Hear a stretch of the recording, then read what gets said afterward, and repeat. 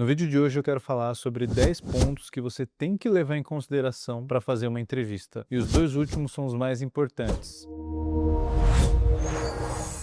O processo de selecionar um candidato, ele é muito importante para a empresa. Imagina, por exemplo, que você perdeu um candidato, perdeu um funcionário, na verdade, e aí você tem que repor essa pessoa e vai ter todo um período ali que vai demorar para você encontrar outro. Então você vai ter que abrir a vaga, receber candidatos. Aí quando você selecionar a pessoa, você tem aquele período burocrático de documentos e etc. E quando você escolher a pessoa, você vai treinar ela por um período para aí sim ela conseguir exercer a função. Estamos falando aí de pelo menos 1 a 2 meses para isso tudo acontecer. Então, eu quero dar 10 dicas hoje para você levar em consideração na hora que for fazer uma entrevista para que esse período não seja perdido, porque caso não funcione essa pessoa que você escolheu, pode levar mais 2 meses e aí a gente está falando de mais de um quarto do ano só para repor uma vaga que você perdeu ou que a pessoa saiu da empresa. Bom, a primeira dica é deixe o candidato falar, mas guie um pouco da conversa, é isso mesmo. A ideia é que o candidato ele tem que falar mais do que você na hora da entrevista, para que você possa conhecê-lo. Porém, é interessante que você dê o caminho para que ele fale, então fazer as perguntas corretas, questionar sobre a experiência dele, fazer perguntas estratégicas e principalmente ir para a entrevista com as perguntas selecionadas. Inclusive, para quem tiver interesse, tem perguntas aqui no nosso modelo de entrevista de como contratar para você conseguir guiar esse bate-papo. A segunda dica é pedir exemplos práticos de tudo que ele falar na entrevista. O que acontece? Muitas pessoas veem o que é escrito na vaga, veem o que você está interessado e começam às vezes a falar que já fez em outra experiência ou coisas que são interessantes.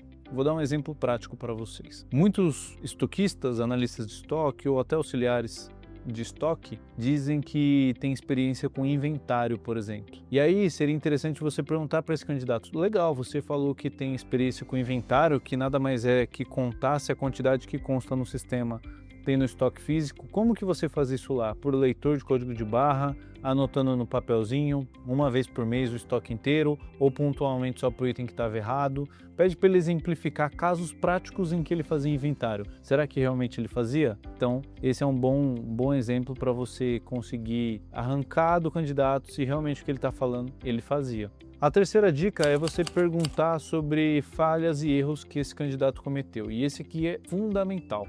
A ideia sua é tanto entender se ele soube analisar aqueles pontos que ele comete falhas, se ele tem uma boa capacidade analítica, e um segundo ponto é a honestidade dele, se ele consegue comentar as coisas que ele falhou sem se sentir mal com isso. Muitas pessoas estão na ânsia de conseguir a vaga e aí acabam às vezes exagerando alguns pontos e escondendo outros, mas é muito interessante que a gente sabe, todo mundo comete falhas, todo mundo erra, mas os mais interessantes são aqueles candidatos que sabem analisar sua falha, conseguiram identificar ela e vão tomar uma decisão diferente na próxima oportunidade.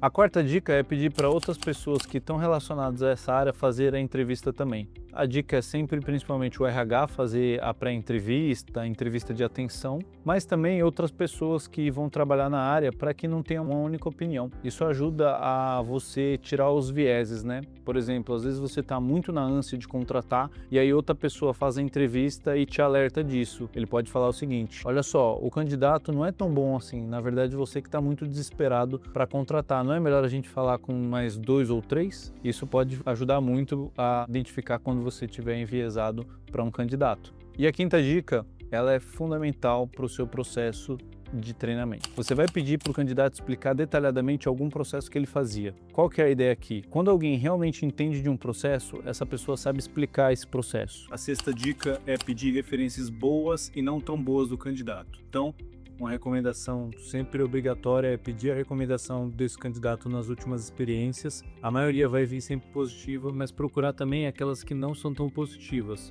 Reforço mais uma vez, nem sempre a gente vai acertar e é comum a gente cometer falhas. Eu vou procurar tanto os feedbacks positivos quanto os negativos para saber ponderar se aquela média do candidato resolve o meu problema. Por exemplo, podia ter qualidades como ser muito atencioso e problema de relacionamento, mas a minha empresa ele vai trabalhar sozinho, então funcionaria, por exemplo. E a sétima dica é pedir um feedback para as outras pessoas que fizeram a entrevista desse candidato. Então, muito importante e muito subestimado o bate-papo pós-entrevista. Então, junta ali com a RH, junta com a pessoa que também fez a entrevista do candidato, pede lá os pontos positivos, negativos, como que você acha que esse candidato pode agregar, ou às vezes se ele não se encaixa na vaga.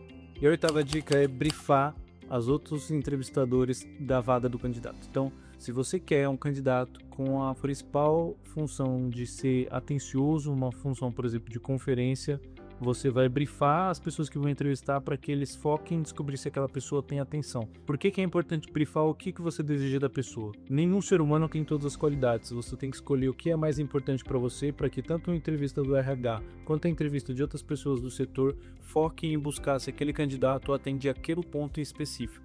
E a nona dica é: faça um alinhamento com o candidato das expectativas de curto, médio e longo prazo que você tem para ir. E a dica mais importante é: escreva no papel, na hora que você comunicar para um candidato, quais as suas expectativas desses períodos e peça para ele assinar embaixo falando que ele se compromete a entregar de acordo com aquela expectativa que você entregou.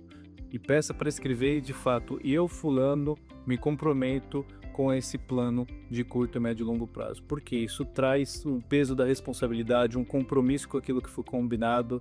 E eu tenho certeza que se vocês tiverem um problema, você vai pegar essa cartinha e vai ler junto com ele, e ele vai se lembrar que ele se comprometeu com você de entregar a expectativa. Por último, não menos importante, faça um alinhamento de expectativa com o que o candidato deseja. Isso mesmo.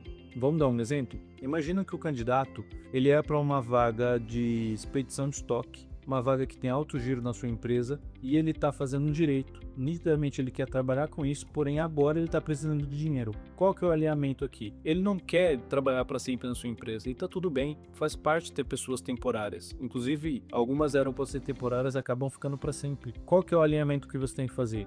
É o seguinte: eu preciso de alguém numa área que tem alta rotatividade, eu preciso de alguém agora e essa pessoa precisa de dinheiro agora. Vamos fazer essa troca?